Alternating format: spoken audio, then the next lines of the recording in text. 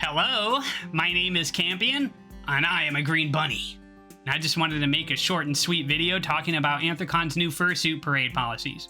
For context, I recommend taking a look over the rules before watching. I'll provide a link for them below in the description. Let's preface this discussion with some important notes. These rules only pertain to Anthrocons' Fursuit Parade. While obviously some rules need to exist given the parade size, this doesn't necessarily mean that they're all good ones. I imagine a goal for these rules is to, from Anthrocons' perspective, make the parade run as efficiently and safely as possible with the participation cap in mind. Ideally, these rules should only exist for these reasons alone and not be ideologically driven, but we'll get into this subject as we go along. Starting off, Anthrocons' Fursuit Parade now requires pre-approval of your fursuit to attend. This means having to show up either in your fursuit or with a picture of it on site to show staff. This can be done during Friday or on Saturday morning before the parade. I haven't seen many people bring this up, but I think this alone could kill a lot of interest in even doing the thing. Anthrocons' parade by itself is already a massive pain to attend, but now it requires even more setup, which is something a lot of furries won't care to bother with.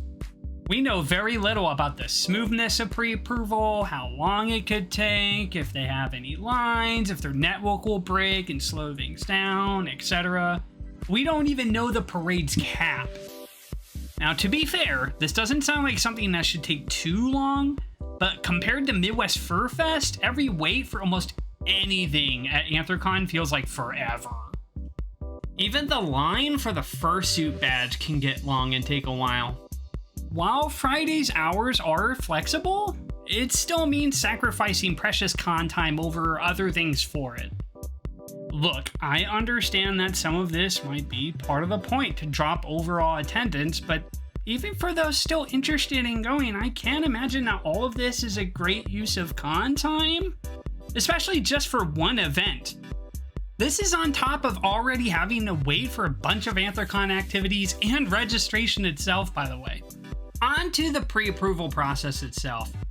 It seems like the Anthrocon board has guidelines for appropriate fursuiting attire, but that doesn't mean these guidelines can't be open to bias and subjectivity among the staff. When push comes to shove, full-body fursuits or anything resembling them could possibly be favored over partials, for example. Thanks to Anthrocon's vague wording, what specifies appropriate additional elements to complete a fursuit can be open to interpretation by attendees and be subjective among staff, leading to a lot of disagreements. Low-quality fursuits can also be turned away to make room for other fursuiters, and low quality can also be subjective among staff. Everything stated above is speculative, of course, but it doesn't change that fursuiting is just far too diverse of an art to try and regulate. Also worth mentioning, just even attending this thing is damn expensive now. Think about how much a full partial costs these days, either to commission or create. If you can't afford all of these items, sorry, but you're basically excluded. Huh. An exclusionary parade for an all-inclusive fandom. Just think about that for a second. Out of everything discussed so far, the parade's no-poodling rule has to easily be the most baffling. Basically, to explain in Anthrocon's words, no human skin should be showing in your fursuit. You can still partial, but you gotta cover up with sleeves or leggings. As far as I know, no one really knows why they're doing this. I've gone on my way to try and understand Anthrocon's perspective for their decision here, and this is the most I've surmised. It is entirely about the con's image and maximizing a furry display within the participation cap as much as possible. They might also be worried over catching heat for letting poodlers get limited spots over full suiters. Also, they might literally just be porting the fursuit badge requirements over to the parade itself, which is the entirely wrong way to do this. In my opinion, it's all a load of barnacles! First of all, it's not necessary. Anthrocon as a whole has been doing extremely well and growing exponentially without this rule, and the block party has been well received without it too. The parade itself has only gotten more popular over the years, perfectly fine without it. Also, the average person and child doesn't care. You can even see this in the image Anthrocon is using to represent the parade, showing how little none of this matters. Second, if they're worried about a limited line cap to only fursuiters, then it shouldn't matter if a little skin is showing on someone or not. With or without sleeves, that person is still a fursuiter, and they'd still take up one slot in the line regardless. Third, heat. Obviously, this was not done for safety's sake. I don't think we need to elaborate on how more layers means more heat, especially during Anthrocon. There's another massive reason, but I'll get into that as my last point. Trust me. In my opinion, they should just employ a participation cap and go on a first come, first serve basis, just like how regular registration works. They could keep their little rule about head, paws, and tail if they'd like, but this would hopefully help eliminate a lot of the arguments and favoritism. This will be an uncomfortable and controversial subject, but for me, personally, Anthrocon's parade feels outdated and outclassed at this point. Oh, it's great for the casual public. For all furries involved, it can be a pain to get ready for, a massive time vampire, physically draining, borderline painful because I lack of chairs. Remember when we used to have chairs? Terribly hot and crowded, cumbersome and confusing. And to top it off, you get yelled at on a megaphone by Kage. All of this for what's basically about like 10-15 minutes of fun. 5 of which are honestly the only important part of the parade. I think that Anthrocon's block party subsumes the need for a furry parade in every single way.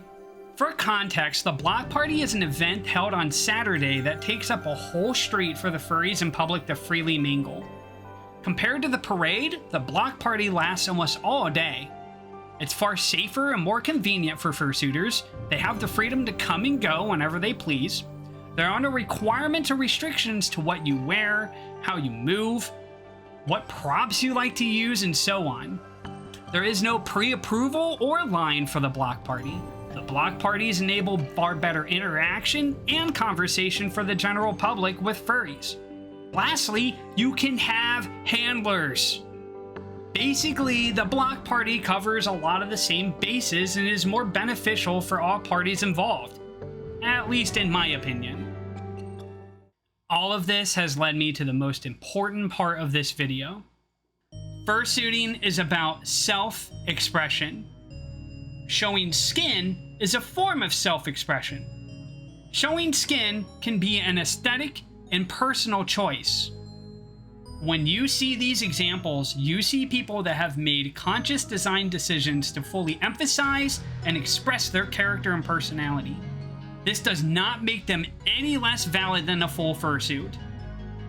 These are not just outfits. This is them. This should be Anthrocon's focus.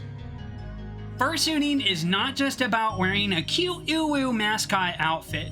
It's not just about appeasing the public or their kids.